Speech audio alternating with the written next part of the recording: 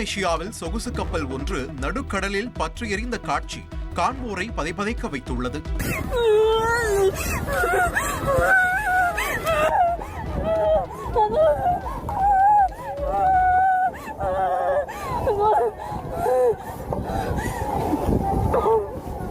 இந்தோனேஷியாவில் 280 பேருடன் சென்ற சுற்றுலா கப்பலில் ஏற்பட்ட தீ விபத்தில் பலர் பலியாகி இருக்கலாம் என்று அஞ்சப்படுகிறது. இந்தோனேஷியா வடக்கு சுல்வேசி தீவு அருகே மனோட்டாவில் இருந்து தஹூட்டா நோக்கி 280க்கும் மேற்பட்டோருடன் சென்ற சுற்றுலா கப்பலில் திடீரென தீ பற்றி எரிந்தது. தீ மளமளவென கப்பல் முழுவதும் பரவியதால் கப்பலில் இருந்த ஏராளமானோர் உயிர் தப்ப கடலில் குதித்தனர். தகவலறிந்த மீட்பு படையினர், பேரிடர்கால மீட்பு குழுவினர் அடங்கிய 2 கப்பல்கள் மீட்பு பணியில் ஈடுபடுத்தப்பட்டுள்ளது. இந்த விபத்தில் 150க்கும் மேற்பட்டோர் மீட்கப்பட்டனர். காணாமல் போன நூற்றுக்கணக்கானோரை தேடும் பணி தீவிரமாக நடைபெற்று வருகிறது.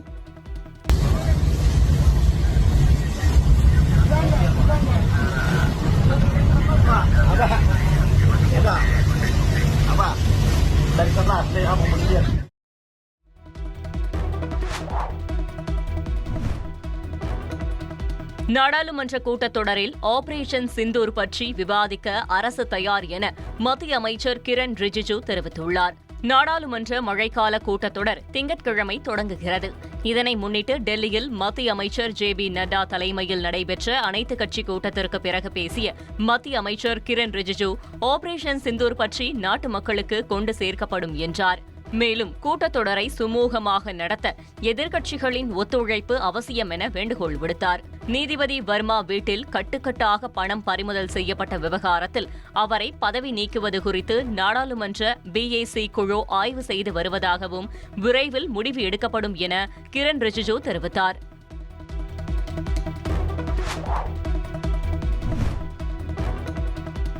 இந்தியா பாகிஸ்தான் இடையிலான போரை நிறுத்தியதாக அமெரிக்க அதிபர் டொனால்டு ட்ரம்ப் கூறி வருவது குறித்து பிரதமர் மோடி நாடாளுமன்ற வளாகத்தில் விளக்கமளிக்க வேண்டும் என அனைத்துக் கட்சி கூட்டத்தில் காங்கிரஸ் வலியுறுத்தியுள்ளது. நாடாளுமன்ற மழைக்கால கூட்டத்தொடர் திங்களன்று கூட உள்ள நிலையில் அரசின் சார்பில் நாடாளுமன்ற வளாகத்தில் அனைத்துக் கட்சி கூட்டம் நடைபெற்றது.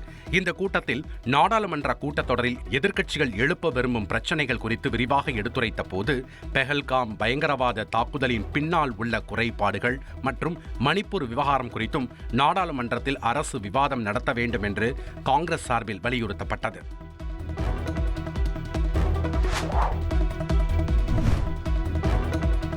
பெஹல்காம் தாக்குதல் பற்றி நாடாளுமன்றத்தில் பிரதமர் விளக்கம் அளிக்காவிட்டால் நாடாளுமன்றத்தை முடக்குவோம் என திமுக MP TR பாலு எச்சரித்துள்ளார். டெல்லியில் நடைபெற்ற அனைத்துக் கட்சி கூட்டத்தில் திமுக சார்பில் MPக்கள் TR பாலு, திருச்சி சிவா கலந்து கொண்டனர். பின்னர் கூட்டாக செய்தியாளர்களை சந்தித்த போது கீழடி ஆய்வறிக்கையை மத்திய அரசு வெளியிட வேண்டும் என வலியுறுத்தப்பட்டதாக தெரிவித்தனர். அகமதாபாத் விமான விபத்து, பீகாரில் வாக்காளர் பட்டியலில் மதிப்பாய்வு செய்யப்பட்டது குறித்து மத்திய அரசு விளக்கமளிக்க வேண்டும் என TR பாலு குறிப்பிட்டார்.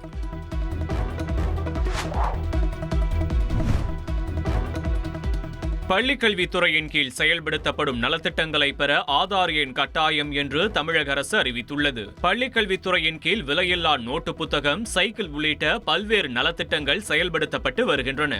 இந்நிலையில் இந்த நலத்திட்டங்களில் பயன்பெற ஆதார் எண் கட்டாயம் என்று தமிழக அரசு அறிவித்துள்ளது. இந்த திட்ட பலன்களை பெறும் பயனாளிகள் ஆதார் அங்கீகாரத்திற்கு உட்பட்டவர்களாக இருக்க வேண்டும் என்றும், குறிப்பாக பயனாளிகள் நலத்திட்டங்களுக்கு விண்ணப்பிக்கும் முன்னதாக ஆதார் எண்ணை பெற வேண்டும் என்றும் தெரிவிக்கப்பட்டுள்ளது.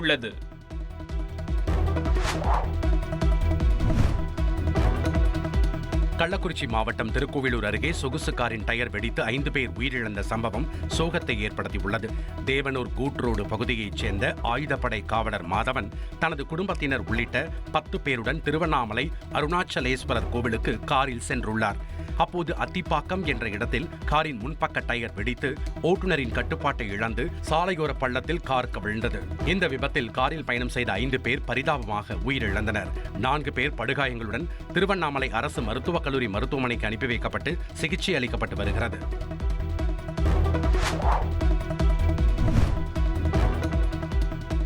கிருஷ்ணகிரி மாவட்டம் ஹோசூர் அருகே தேசிய நெடுஞ்சாலையில் வாகனங்கள் ஒன்றன் பின் ஒன்றாக மோதிக்கொண்ட விபத்தில் 3 பேர் சம்பவ இடத்திலேயே பலியான சம்பவம் அதிர்ச்சியை ஏற்படுத்தியுள்ளது.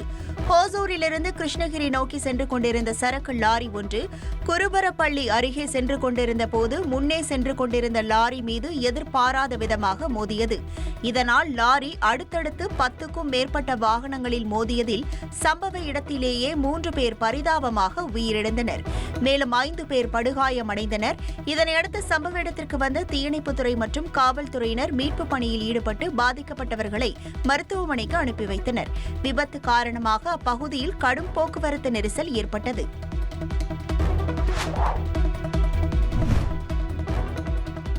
கன்னியாகுமரியில் மீனவ கிராமத்தில் ஏற்பட்ட கோஷ்டி மோதலில் இரு தரப்பினர் சரமாரியாக தாக்கிக் கொண்டதால் பதற்றமான சூழல் நிலவியது. மண்டைக்காடு அருகே புதூர் CRS நகர் மீனவ கிராமத்தில் ஸ்டீபன் ராஜ் என்பவருக்கும் ஆண்டனி என்பவருக்கும் இடையே முன்விரோதம் இருந்து வந்ததாக கூறப்படுகிறது. சனிக்கிழமை அன்று குருசடி பகுதியில் இரு தரப்பினர் இடையே மோதல் வெடித்துள்ளது. அப்போது பெண்கள் உட்பட ஏராளமானோர் கட்டை, கம்பி, அரிவாள் என கையில் கிடைத்த ஆயுதங்களை எடுத்து ஒருவரை ஒருவர் கொடூரமாக தாக்கிக் கொண்டனர்.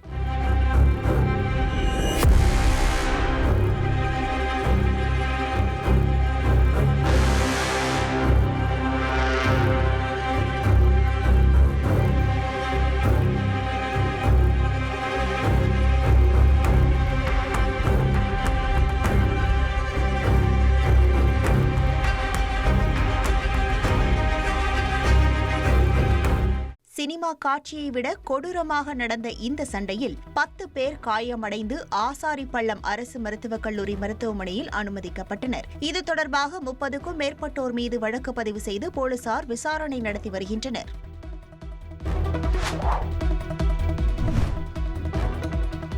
சென்னையில் நடைபெற இருந்த இசையமைப்பாளர் அனிருத் இசை கச்சேரி ஒத்திவைக்கப்பட்டுள்ளது. ஹுக்கும் என்ற பெயரில் உலகம் முழுவதும் பல்வேறு நகரங்களில் பிரம்மாண்ட இசை கச்சேரிகளை நடத்தி வருகிறார் அனிருத். அதன்படி சென்னை அடுத்த திருவிடந்தையில் ஜூலை 26ஆம் தேதி கச்சேரி நடத்துவதாக அறிவிக்கப்பட்ட நிலையில் டிக்கெட்டும் முழுவதுமாக விற்று தீர்ந்தன. இந்த சூழலில் ஹுக்கும் சென்னை இசை கச்சேரி ஒத்திவைக்கப்படுவதாக இசையமைப்பாளர் அனிருத் அறிவித்துள்ளார். டிக்கெட்டுக்கு அதிக டிமாண்ட் இருப்பதாகவும், ஆனால் அதனை கையாளும் அளவிற்கு போதிய இடவசதி இல்லை என்பதாலும் இந்த முடிவு எடுக்கப்பட்டதாக அனிருத் தெரிவித்துள்ளார். கச்சேரிக்கான புதிய இடமும் அதற்கான தேதியும் விரைவில் அறிவிக்கப்படும் என குறிப்பிட்டுள்ள அனிருத், டிக்கெட் வாங்கிய அனைவருக்கும் 7 முதல் 10 நாட்களில் பணம் திருப்பி செலுத்தப்படும் எனவும் தெரிவித்துள்ளார். ஏற்கனவே 2023ஆம் ஆண்டு AR ரஹ்மானின் இசை கச்சேரியில் இடவசதி இல்லாமல் ரசிகர்களும் பொதுமக்களும் பெரும் சிரமத்தை சந்தித்தது அதிர்வலைகளை ஏற்படுத்தியது.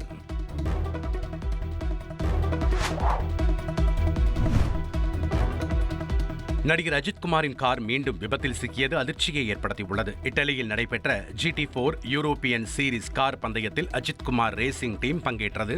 2வது நாள் ரேஸ் தொடங்கிய அரை மணி நேரத்தில் முன்னால் சென்ற கார் வளைவில் திரும்பும் போது திடீரென பழுதாகி நடு டிராக்கில் நிற்க பின்னால் வந்த அஜித்தின் கார் கட்டுப்பாட்டை இழந்து வேகமாக அந்த கார் மீது மோதி விபத்தில் சிக்கியது. இதில் அஜித்தின் கார் இடதுபுற முன்பகுதி லேசாக உடைந்து சேதமடைந்தது. நல்வாய்ப்பாக அஜித்குமாருக்கு காயம் ஏதும் ஏற்படவில்லை. விபத்தில் சிக்கி சிதறி கிடந்த கார் உபகரணங்களை அஜித்குமார் அகற்ற இதனை பார்த்த வர்ணனையாளர் இவர் ஒரு சாம்பியன் எனவும், பெரும்பாலான டிரைவர்கள் இதுபோன்ற செயலில் ஈடுபட மாட்டார்கள் எனவும் புகழ்ந்தார். இந்த காட்சியை அஜித் ரசிகர்கள் பெருமிதத்துடன் பகிர்ந்து வருகின்றனர்.